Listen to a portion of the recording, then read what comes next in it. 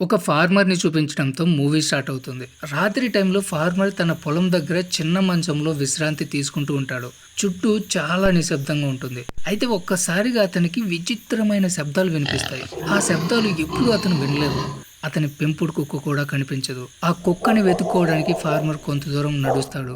కొద్దిసేపటి తర్వాత తన కుక్క కనిపిస్తుంది. దాన్ని కొద్ది దూరంలో ఒక విచిత్రమైన జంతువు చంపి తింటూ ఉంటుంది. ఆ సీన్ చూసి అతను షాక్ అవుతాడు. ఆ జంతువు చాలా పెద్దగా భయంకరంగా కనిపిస్తుంది. అతను తన జీవితంలో ఎప్పుడూ అంత పెద్ద జంతువును చూడలేదు. ఆ జంతువు అతన్ని గమనించి గట్టిగా అరుస్తూ భయపెట్టే ప్రయత్నం చేస్తుంది. కానీ ఆ ఫార్మర్ అక్కడి నుంచి పారిపోవడానికి ప్రయత్నం చేసే లోపు ఆ జంతువు కోపంతో అక్కడున్న ఇనుప కంచెను తన కాలితో బలంగా తంతుంది. ఆ ఇనుప కంచె తెగి ఫార్మర్ కాలికి చుట్టుకుంటుంది. అది అతనికి చాలా నొప్పి కలిగిస్తుంది. గాయం భరించలేక ఫార్మర్ అక్కడే కుప్పగూలిపోతాడు. కానీ ఆ జంతువు వెనక్కి తగ్గదు. తన ఆకలిని తీర్చుకునేందుకు ఇంకా ముందుకొస్తుంది. అతను తన కాలికి చుట్టుకున్న ఇనుప కంచును చాలా కష్టంగా విడిపించుకుంటాడు. గాయంతో నడవలేకపోవడంతో మెల్లిగా పాకుతూ అక్కడి నుంచి పారిపోవడానికి ప్రయత్నిస్తాడు. చుట్టూ గాఢమైన చీకటి, ఆకాశంలో నక్షత్రాలు మాత్రమే కనిపిస్తాయి. అతను కొంత దూరం పాక్కుంటూ వెళ్ళిన తర్వాత వెనుక ఎవరో వస్తున్నట్లు శబ్దం వినిపిస్తుంది. ఆ శబ్దం నిశ్శబ్ద రాత్రిని చీల్చుతూ అతని గుండెల్లో మరింత భయం కలిగిస్తుంది. అతను భయంతో వెనక్కి తిరిగి చూసేసరికి ఆ జంతువు అతని దగ్గర ఉంటుంది. దాని నోటి నిండా రక్తంతో మెరిసిపోతుంటుంది. ఆ సీన్ చూసిన వెంటనే అతను భయంతో వణికిపోతాడు. ఆ జంతువు తన పెద్ద భయంకరమైన నోటితో అతన్ని గట్టిగా పట్టుకుంటుంది. అతను కేకలు వేయడానికి కూడా ప్రయత్నం చేస్తాడు. కానీ ఆ జంతువు అతన్ని చీకటిలోకి అంటే అడవిలోకి ఈడ్చుకుంటూ వెళ్ళిపోతుంది. ఇక్కడ సీన్ కట్ అయిపోయి ఒక కపుల్ని చూపిస్తారు. వాళ్ళు అడవిలో క్యాంపింగ్ కోసం వచ్చుంటారు. అయితే రాత్రి ఆ వ్యక్తి యూరిన్ పోయడానికి బయటికి వెళ్తాడు. కొంచెం సేపు తర్వాత అతని వైఫ్కి బయట నుంచి తన హస్బెండ్ కేకలు వినిపిస్తాయి. ముందు ఆమె తన భర్త ఫ్రాంక్ చేస్తున్నాడేమో అనుకుంటుంది. అయితే సమయం గడిచే కొద్దీ ఆ అరుపులు చాలా భయంకరంగా వినిపిస్తూ ఉంటాయి. అంతేకాకుండా తన హస్బెండ్ కేకలతో పాటు ఏదో జంతువు గాండ్రింపు కూడా వింటుంది. ఆమె భయపడుతూనే క్యాంపు జిప్పు ఓపెన్ చేస్తుంది. అప్పుడే ఆమె హస్బెండ్ శరీర భాగాలు ఆమె ఒళ్ళోకి వచ్చి పడతాయి. ఈ సీను చాలా భయంకరంగా ఉంటుంది. తన హస్బెండ్ని అలా చూసి ఆమె గుండె బద్దలవుతుంది. ఆ మాంసపు ముద్దలు చూసి ఆమె వాంతి కూడా చేసుకుంటుంది. ఆ పరిస్థితుల్లో ఏం చేయాలో కూడా ఆమెకు అర్థం కాదు. అసలు అక్కడ నుంచి ఎలా బయటపడాలని ప్లాన్ చేసుకునేలోగా ఆ పెద్ద క్రియేచర్ ఆమె మీద కూడా దాడి చేసి దారుణంగా చంపేస్తుంది. ఆమె కేకలు, ఆ జంతువు గాండ్రింపు దూరంగా ఉన్న ఇద్దరు వ్యక్తులకు కూడా వినిపిస్తూ ఉంటాయి. వీళ్ళ పేర్లు జేసన్ అండ్ మ్యాక్స్. ఆ ఇద్దరు వ్యక్తులు కూడా క్యాంపింగ్ కోసం అడవిలోకి వచ్చుంటారు. వాళ్ళు ఆ కేకలు విన్న తర్వాత చెక్ చేయడానికి ఆ క్యాంపు దగ్గరికి వెళ్తారు. అక్కడ వాళ్ళకి ఆ పెద్ద బోర్ అంటే ఒక పెద్ద పంది కనిపిస్తుంది. దాన్ని చూసిన తర్వాత ఒక వ్యక్తికి అదంతా భ్రమ అనుకుంటాడు. ఎందుకంటే ఇప్పటి వరకు వాళ్ళు అంత పెద్ద పిగ్గుని చూడలేదు. కాబట్టి తన పక్కన ఉన్న ఫ్రెండ్తో ఈరోజు నాకు మందు ఎక్కువైంది, నేను ఎక్కువగా తాగినట్టున్నాను, నాకు ఎదురుగా చాలా పెద్ద జైంట్ పిగ్ కనిపిస్తుంది అంటాడు.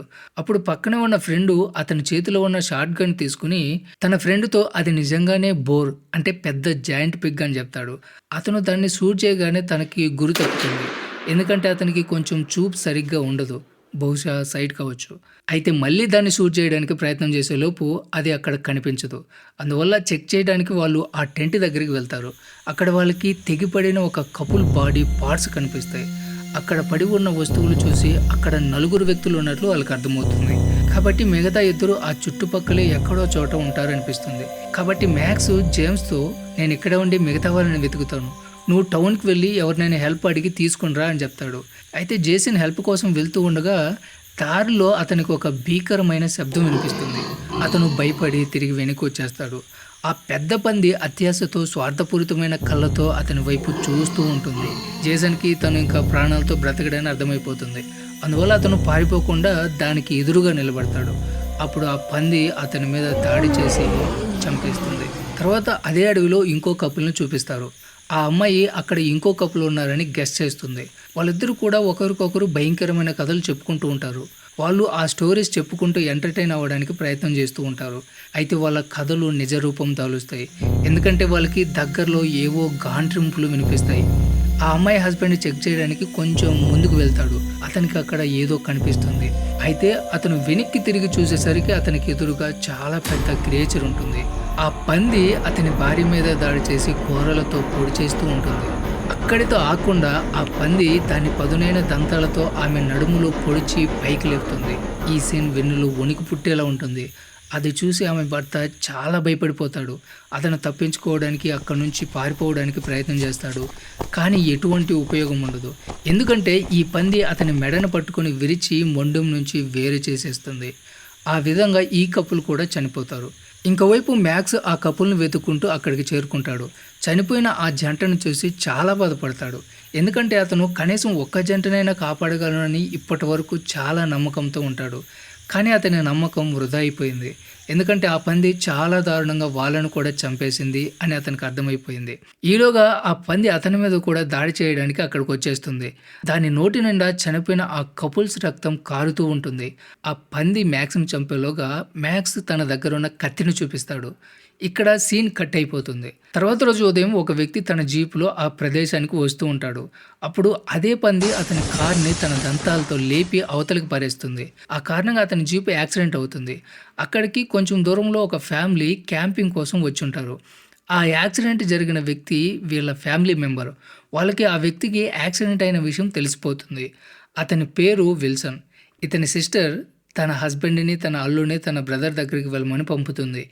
ఇంకోవైపు విల్సన్కి పెద్ద గాయాలేం తగలపోవడం వల్ల అతను కారులో నుంచి బయటకు వచ్చి కార్ని చెక్ చేస్తూ ఉంటాడు.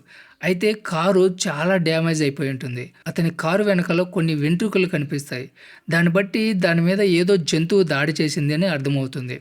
విల్సన్ అతి కష్టం మీద ఆ కారులో నుంచి బయటపడడం వల్ల చాలా కోపంగా ఉంటాడు. వెంటనే తన జీప్లో ఉన్న గన్ను తీసుకుని లోడ్ చేస్తాడు. తన కారుకి యాక్సిడెంట్ చేసిన ఆ జంతువుని చంపాలనుకుంటాడు.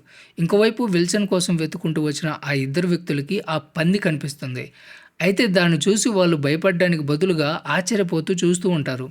అప్పుడు సడన్గా ఆ అబ్బాయి దాని నోట్లో బ్లడ్ ఉండడం గమనిస్తాడు. కాబట్టి ఏ క్షణమైనా వాళ్ళ మీద అటాక్ చేయొచ్చు అని గ్రహించి తనతో పాటు వచ్చిన తన మామయ్యని పందికి ఎదురుగా తోసేసి పారిపోతాడు. ఆ పంది చాలా దారుణంగా నోటితో అతని తల పట్టుకుని మొండెం నుంచి దూరంగా విసిరేస్తుంది. విల్సన్ అక్కడికి వస్తూ దూరం నుంచి ఇదంతా చూస్తూ ఉంటాడు. అతనికి ఆ పంది కూడా కనిపిస్తుంది. విల్సన్ వెంటనే దాన్ని షూట్ చేస్తాడు. ఇంకోవైపు తన మావయ్యని పంది ముందుకు తోసేసి పారిపోయిన ఆ అబ్బాయి పరిగెట్టుకుంటూ వెళ్ళి కేకలు పెడుతూ తనకి కాబోయే భార్యని, ఆమె తల్లిని ఇక్కడ చాలా ప్రమాదం ఉంది, పారిపోదాం రండి అని చెప్తూ ఉంటాడు. అయితే ఎవరు కూడా ఆ అబ్బాయి మాటలు నమ్మరు. ఆ అమ్మాయి మా డాడీ ఎక్కడున్నాడు అని అడుగుతుంది. ఆ అబ్బాయి మావయ్య మీద చాలా పెద్ద బోర్ అటాక్ చేసింది, ఆయన చనిపోయారు అని చెప్తాడు. అయితే వాళ్ళిద్దరు ఆ అబ్బాయి మాటలు పట్టించుకోకుండా నవ్వుతూ ఉంటారు. అయితే మరుక్షణమే వాళ్ళకి ఫ్యూజులు ఎగిరిపోతాయి. ఆ పంది వాళ్ళ కళ్ళ ముందే ఆ అబ్బాయిని నోటితో పట్టుకుని తీసుకెళ్ళిపోతుంది.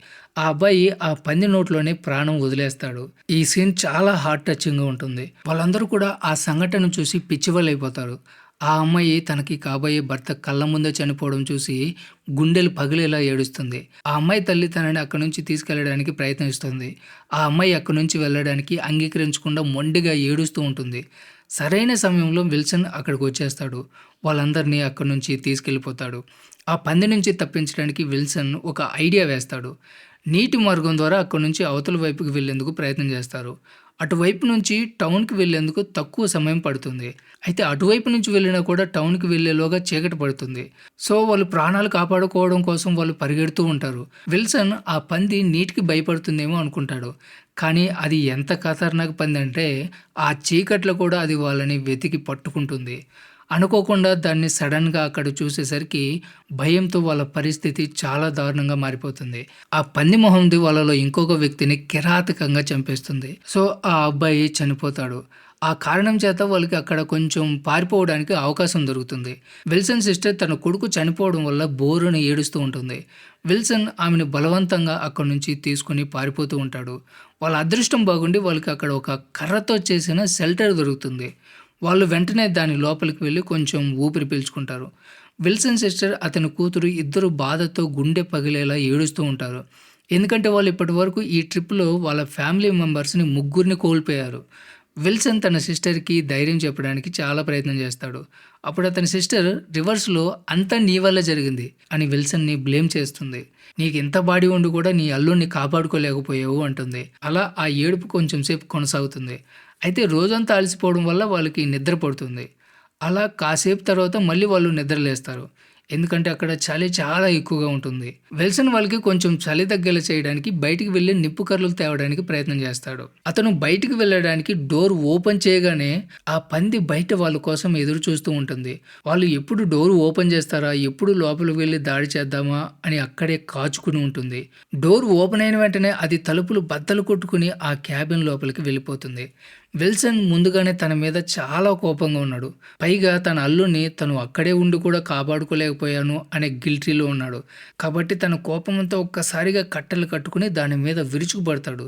తన దగ్గర ఉన్న కత్తితో దాన్ని నాన్ స్టాప్గా పొడుస్తూ ఉంటాడు. ఈలోగా విల్సన్ సిస్టర్, ఆమె కూతురు ఇద్దరు అతని వెనకాల వస్తారు. విల్సన్ వాళ్ళకి, నేను దీన్ని మీ వైపు రాకుండా ఆపుతాను, మీరు వెంటనే ఇక్కడి నుంచి పారిపోండి అని చెప్తాడు. దాని తర్వాత మళ్ళీ పొడుస్తాడు. అయితే అది ఈసారి తన బలమంతా కూడగట్టుకుని విల్సన్ని దూరంగా విసిరి కొడుతుంది. అప్పుడు అతని చేతిలో ఉన్న కత్తి పడిపోతుంది. ఇప్పుడు అతని దగ్గర ఆ బోర్తో ఫైట్ చేయడానికి ఎటువంటి వెపన్ లేదు. అయినా కూడా బలంగా దానికి ఒక పంచ్ ఇస్తాడు. ఆ పంది కూడా అతన్ని క్యాబిన్ లోపలికి విసిరిపడేస్తుంది. ఆ చిన్న క్యాబిన్లో అతను దాని మీదకి ఎక్కేస్తాడు. అయినా కూడా అది అతని మీద దాడి చేయడానికి ప్రయత్నం చేస్తూ ఉంటుంది. విల్సన్ ఆ టెంట్లో ఉన్న వస్తువులను తీసుకుని దాన్ని కొట్టడానికి ప్రయత్నం చేస్తూ ఉంటాడు. విల్సన్ దాన్ని కొట్టడానికి ప్రయత్నిస్తున్నప్పుడు కాలు జారి ఆ పంది కిందకి వెళ్ళిపోతాడు. అయితే అతని అదృష్టం బాగుండి దానితో పందిని పొడి చేస్తాడు. అయితే ఆ తర్వాత ఏం జరిగిందో చూపించరు. ఇక్కడ సీన్ కట్ అయిపోతుంది. మరోవైపు విల్సన్ సిస్టర్, ఆమె కూతురు ఇద్దరు చాలా భయపడుతూ ఉంటారు. ఒక పక్క చలికి జలుబు చేసి మరో పక్క ఆకలితో అల్లాడిపోతూ ఉంటారు. కాబట్టి వాళ్ళు ఇప్పుడు చలిమంట వేసుకోవాలి అనుకుంటారు. ఎందుకంటే వీళ్ళు ఆ క్రియేచర్ నుంచి తప్పించుకున్నా కూడా ఈ చలి వాళ్ళని చంపేస్తుందేమో అనుకుంటారు. కాబట్టి వాళ్ళు చలిమంట వేసుకుంటారు. అయితే ఈలోగా వాళ్ళకి ఎదురుగా ఆ జాయింట్ పంది వచ్చేస్తుంది. వాళ్ళకి దాని నుంచి ఎలా తప్పించుకోవాలో అర్థం కాదు. కాబట్టి వాళ్ళు చిన్న చిన్న కర్రలకి ఉన్న నిప్పుతో దాన్ని భయపెట్టేందుకు ప్రయత్నిస్తారు. అయితే ఆ చిన్నపాటి నిప్పు దాన్ని ఏమీ చేయలేదు. కాబట్టి ఆ పంది ఆ అమ్మాయి కాలు పట్టుకుంటుంది. ఈలోగా దూరం నుంచి వాళ్ళకు ఒక పెద్ద లైట్ వాళ్ళ వైపు వస్తూ కనిపిస్తుంది. ఆ పంది కూడా ఆ వెలుతురు వైపు చూస్తూ ఉంటుంది. అప్పుడు ఆ వెలుతురు వేగంగా వచ్చి ఆ పందిని డాష్ ఇస్తుంది. ఆ వెలుతురు ఒక కార్ లైట్ అని మనకు తెలుస్తుంది. ఆ అమ్మాయిని రక్షించడానికి ఆ కార్ వచ్చి ఆ పందిని డాష్ ఇస్తుంది. ఆ కార్ని తీసుకొచ్చిన అమ్మాయి పేరు స్టెల్లా. ఆమె మూవీ స్టార్టింగ్లో కనిపించిన ఓల్డ్ మ్యాన్ కూతురు. ఆమె తన ఫాదర్ని వెతుకుంటూ అక్కడికి వచ్చింది. ఇప్పుడు ఆ దున్నపోతు పంది నిలబడలేకపోతుంది. ఎందుకంటే ఆ కార్ డాష్ ఇవ్వడం వల్ల దాని ఒంట్లో ఉన్న ఎముకలన్నీ విరిగిపోయి ఉంటాయి. అయితే ఇప్పుడు కూడా అది ప్రాణాలతోనే ఉంటుంది. అప్పుడు విల్సన్ సిస్టర్ తన ఫ్యామిలీ మెంబర్స్ని చంపినందుకు దాని మీద పగ తెచ్చుకోవడానికి స్టెల్లా కార్లో ఉన్న ఒక గన్ను తీసుకుని దాన్ని షూట్ చేస్తుంది. అప్పుడు కూడా ఆ పంది చనిపోదు. అప్పుడు ఆమె కూతురు ఆ గన్ను తీసుకుని దాని కంట్లో షూట్ చేస్తుంది. ఇప్పుడు ఆ పంది కదలకుండా పడి ఉంటుంది. బహుశా అది చనిపోయి ఉంటుంది. అయితే ఇంకా వాళ్ళు ఎటువంటి రిస్క్ తీసుకోదలుచుకోలేదు. కాబట్టి వెంటనే వాళ్ళు స్టెల్లా కార్లో కూర్చొని అక్కడి నుంచి వెళ్ళిపోతారు. దారిలో వాళ్ళకి విల్సన్ కూడా కనిపిస్తాడు. వాళ్ళందరూ అతను కూడా చనిపోయాడేమో అనుకున్నారు. అయితే అతను చాలా దారుణంగా గాయపడి ఉంటాడు. వాళ్ళు దాన్ని చంపేశామని భావించి ఆ ప్రాంతం నుంచి బయటకు వెళ్ళిపోతూ ఉంటారు. అయితే ఈ ప్రమాదం ఇంకా అంతం కాలేదు. ఎందుకంటే వాళ్ళు అడవిలో నుంచి వెళ్ళిపోతూ ఉండగా ప్రాణాలతో ఉన్న 2 బోట్స్, అంటే దున్నపోతుల్లాగా మనుషుల్ని తిని బలిసిన పందులు వాళ్ళని చూస్తూ ఉంటాయి. తర్వాత వాళ్ళకి ఏం జరగబోతుంది అనే మిస్టరీతో ఈ మూవీ ఎండ్ అవుతుంది. సో ఇది ఫ్రెండ్స్ వాళ్ళ video. Don't forget subscribe. Thanks for watching.